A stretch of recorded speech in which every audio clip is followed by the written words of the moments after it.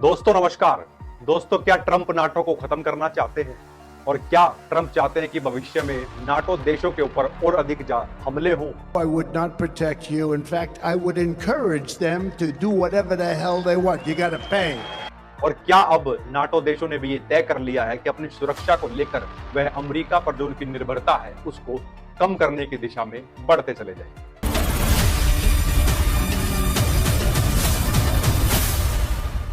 साथियों, इस वीडियो के माध्यम से इन्हीं कुछ सवालों को हम समझने की कोशिश करते हैं, लेकिन सवालों पर जाने से पहले साथियों हमें इस बात को जानना होगा कि अमेरिका के अंदर और यूरोप के देशों के अंदर ये सवाल सही मायने में खड़े क्यों हो रहे हैं और नाटो क्या है। तो साथियों, हम शुरुआत करते हैं कि नाटो क्या है। साथियों, नाटो की फुल फॉर्म है नॉर्थ अटलांटिक ट्रीटी ऑर्गेनाइजेशन, और ये एक तरह का मिलिट्री अलायंस है जिसमें वर्तमान के अंदर 31 देश शामिल हैं। और साथियों, नाटो देशों के बीच जो एक ये ट्रीटी साइन हुई और इसमें 31 देश शामिल हैं, उसका एक कोर प्रिंसिपल है, और नाटो ट्रीटी का जो आर्टिकल 5 है उसके ऊपर ही नाटो का ये पूरा आधारशिला सही मायने में रखी गई। साथियों, आर्टिकल 5 नाटो ट्रीटी का ये कहता है कि अगर नाटो देश में से किसी एक देश पर कोई भी अन्य देश अगर हमला करता है तो वह सभी देशों के ऊपर हमला माना जाएगा। इसीलिए नाटो का आधार आर्टिकल 5 है और इसे एक मिलिट्री अलायंस के रूप में जाना जाता है। अब साथियों, मुख्य बात यह है कि ये सभी सवाल अमेरिका में और यूरोप के अंदर क्यों खड़े ट्रंप को लेकर हो रहे हैं कि क्या वो नाटो को खत्म करना चाहते हैं। साथियों, ये पूरा जो साल है अमेरिका के अंदर वह एक चुनावी साल है, और जिसके चलते लगातार जो चुनावी प्रचार ट्रंप के द्वारा किया जा रहा है उसके बाद से ये सवालों में एक बड़ी तेजी आई है। साथियों, 10 फरवरी को साउथ कैरोलिना के अंदर डोनाल्ड ट्रंप जब एक सभा को संबोधित कर रहे थे तो वहां पर उन्होंने खुले तौर पर नाटो की आलोचना की।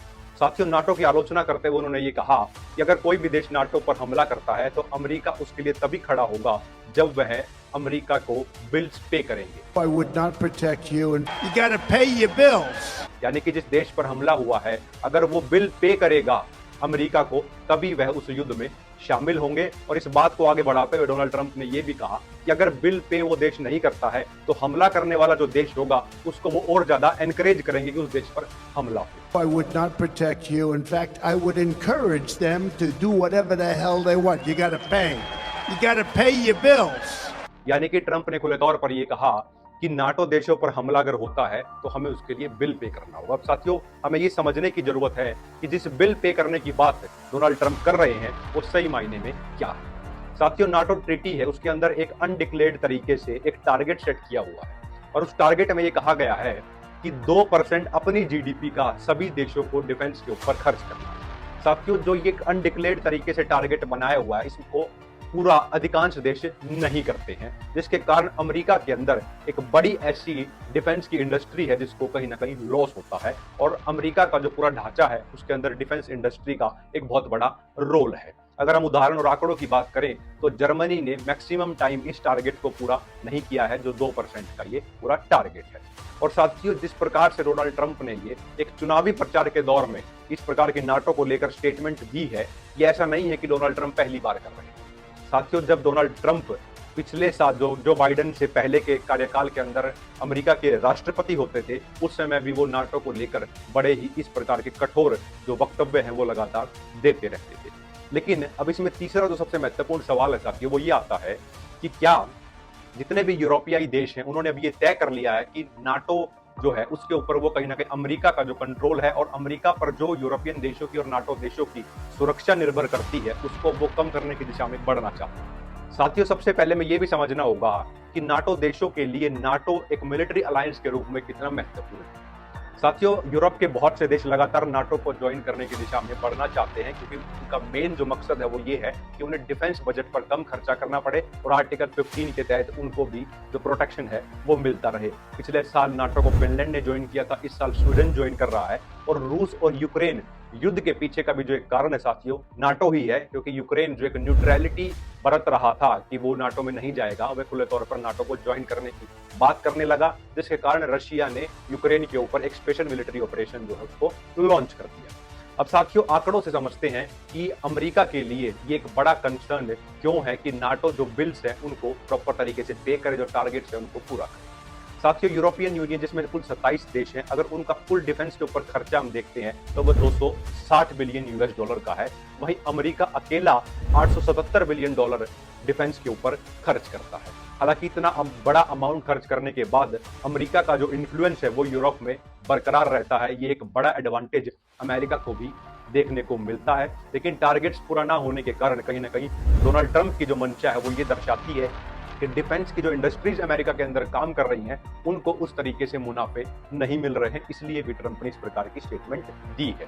लेकिन साथियों, जैसे ही 10 फरवरी को साउथ कैरोलिना के अंदर डोनाल्ड ट्रंप ने नाटो को लेकर यह स्टेटमेंट दी, उसके बाद से यूरोप के कई देशों के अंदर एक तनावपूर्ण सिचुएशन हमें देखने को मिली और इसकी प्रतिक्रिया में कई देशों के जो फॉरेन मिनिस्टर्स हैं या डिफेंस सेक्रेटरीज हैं उनकी तरफ से इस पर प्रतिक्रिया आने लगी। इंग्लैंड ने भी इस पर प्रतिक्रिया देते हुए ये कहा कि ये जो इस प्रकार का पूरे दुनिया के अंदर माहौल है, जहां पर इजराइल और गाजा को लेकर, फिलिस्तीन को लेकर मसला चल रहा है, रूस और यूक्रेन के बीच भी तनाव है, ऐसी स्थिति में नाटो को लेकर इस प्रकार की स्टेटमेंट देना ये कहीं ना कहीं गलत है। उसी तरीके से साथियों, जो निर्भरता को कम करने वाली बात है उसको लेकर यूरोप के अंदर एक देश एस्टोनिया बड़ी मजबूती से निकलकर सामने आया। साथियों, एस्टोनिया ने खुले तौर पर यह कहा कि हमें खुद का कॉपरेशन कर यानी कि यूरोपियाई देशों को अपने बीच कॉपरेशन को बढ़ाकर कहीं ना कहीं ब्लाइंडली अमेरिका के ऊपर अपनी निर्भरता को अब कम करने की दिशा में बढ़ना चाहिए, ऐसा रुख एस्टोनिया की तरफ से देखने को मिला। और साथियों, अगर हम आंकड़ों से समझे तो लगातार रूस और यूक्रेन के बीच जो तनावपूर्ण स्थिति फरवरी 2022 से चल रही है, उसके बाद से बजट के मामले में भी कई यूरोपियाई देशों ने इस दिशा में कदम बढ़ाया है कि अपनी सुरक्षा को लेकर खुद से ज्यादा पैसा खर्च करे और अमेरिका पर अपनी निर्भरता को कम करे। यूरोपियन यूनियन के साथियों 6 देश ऐसे हैं जिन्होंने अपने डिफेंस के खर्चों में लगभग 10% की बढ़ोतरी की है। और अगर हम स्वीडन जैसे देश की बात करें तो उसमें एक बड़ा उछाल लेते हुए अपने डिफेंस बजट को लगभग 30% से बढ़ा दिया है।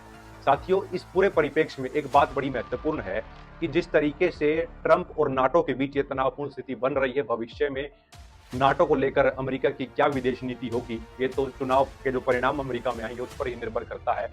लेकिन अगर ट्रंप ही अमेरिका के राष्ट्रपति बनकर उभरते हैं और वो जो रुख अब दिखा रहे हैं नाटो को लेकर, ऐसा अगर हमें आगे बढ़ता हुआ नजर आता है तो कहीं ना कहीं पूरी दुनिया एक मल्टीपोलर वर्ल्ड की ऑर्डर लगातार बढ़ती हुई नजर आ रही है।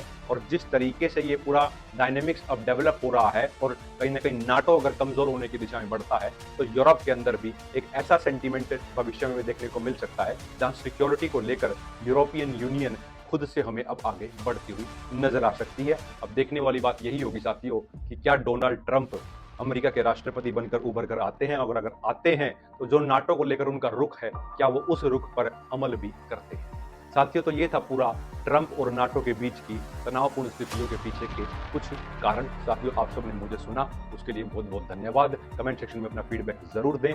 जय हिंद।